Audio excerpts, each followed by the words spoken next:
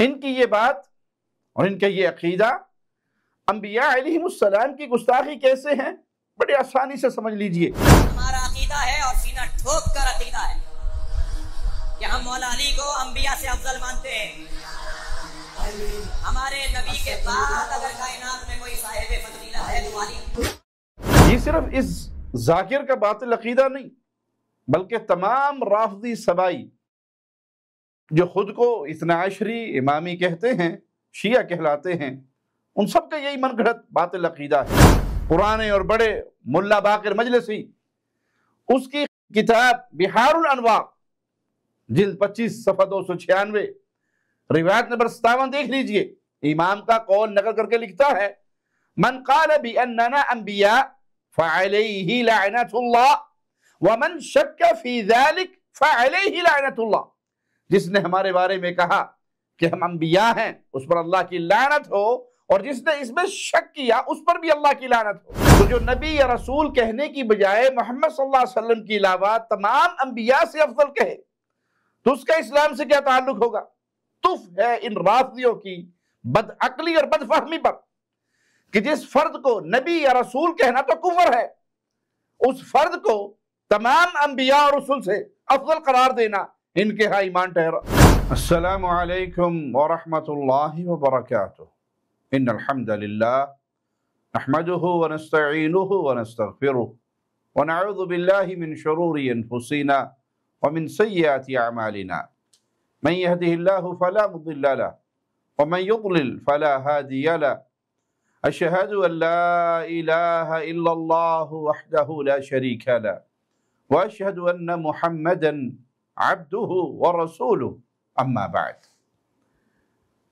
Social media پر ایک مشہور ذاکر شہنشاہ نقوی، شہنشاہ کا معنی شاہوں کے شاہ، جو خالص ایک اللہ کے لیے ہے، لیکن اس ظالم مجرم نے رب کی گستاخی کرتے ہوئے یہ نام اس کے بڑوں نے اس کا رکھا۔ اس کا ایک کلپ وائرل ہے جس میں وہ انبیاء علیہم السلام کی توہین کرتا ہوا کہتا ہے: ہمارا عقیدہ ہے اور سینہ ٹھوک کر عقیدہ ہے کہ ہم مولا علی کو انبیاء سے افضل مانتے ہیں۔ ہمارے نبی کے بعد اگر کائنات میں کوئی صاحب فضیلہ ہے تو علی۔ یہ صرف اس ذاکر کا باطل عقیدہ نہیں، بلکہ تمام رافضی سبائی جو خود کو اثنا عشری امامی کہتے ہیں، شیعہ کہلاتے ہیں، ان سب کا یہی من گھڑت باطل عقیدہ ہے، جس عقیدے کی بنیاد کسی دلیل پہ نہیں، محض ان کے من گھڑت خیالات فاسدہ ہے۔ دلیل کے نام پر یہ جو کچھ پیش کرتے ہیں، الحمدللہ اہل ایمان ہمیشہ سے قرآن و سنت سے ان کی وضاحت کرتے آئے ہیں، جن کا جواب ان رافضیوں کے پاس کچھ بھی نہیں۔ ان کی یہ بات اور ان کا یہ عقیدہ انبیاء علیہم السلام کی گستاخی کیسے ہیں، بڑی آسانی سے سمجھ لیجئے۔ قرآن مجید میں مالک فرماتا ہے: ما كان محمد ابا احد من رجالکم ولكن رسول اللہ وخاتم النبیین وكان اللہ بكل شیء علیما۔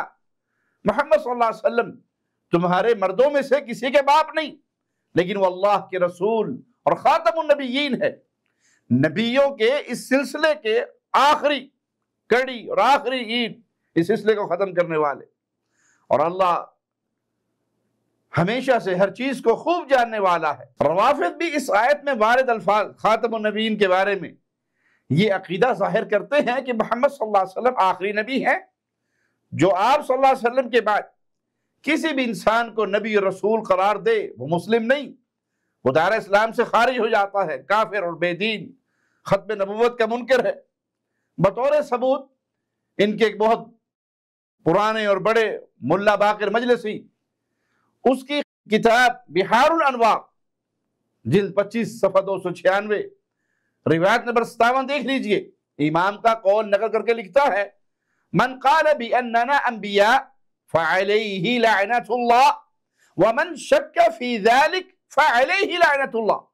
جس نے ہمارے بارے میں کہا کہ ہم انبیاء ہیں اس پر اللہ کی لعنت ہو، اور جس نے اس میں شک کیا اس پر بھی اللہ کی لعنت ہو۔ اب سوچئے جو سیدنا علی کو نبی یا رسول کہے وہ ان کی کتاب کے مطابق اللہ کی لعنت کا حقدار، کافر اور اسلام سے خارج۔ تو جو نبی یا رسول کہنے کی بجائے محمد صلی اللہ علیہ وسلم کے علاوہ تمام انبیاء سے افضل کہے تو اس کا اسلام سے کیا تعلق ہوگا؟ تف ہے ان رافضیوں کی بد عقلی اور بد فہمی پر کہ جس فرد کو نبی یا رسول کہنا تو کفر ہے، اس فرد کو تمام انبیاء اور رسول سے افضل قرار دینا ان کے ہاں ایمان ٹھہرا۔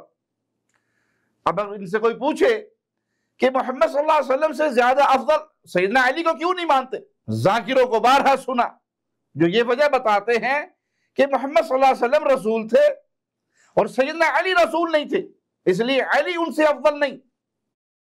تو ان ظالموں کی بدعقلی پر بھی تف ہے کہ محمد صلی اللہ علیہ وسلم چونکہ رسول ہیں تو اس لیے علی ان سے افضل نہیں۔ تو رافضیوں جو باقی تمام انبیاء اور رسل کی نبوت اور رسالت ہے، کیا تم اس کا انکار کرتے ہو؟ کہ تمہارے باطل دین کے مطابق وہ انبیاء اور رسل نہیں ہے جو تم نے سیدنا علی کو ان سے افضل قرار دے دیا؟ اگر تم یہ کہو کہ جی ہم تمام انبیاء کو مانتے ہیں، رسولوں کو مانتے ہیں، تو پھر تمہارے اس باطل عقیدے کا باطل ہونا خود تمہاری بات سے ثابت ہو گیا۔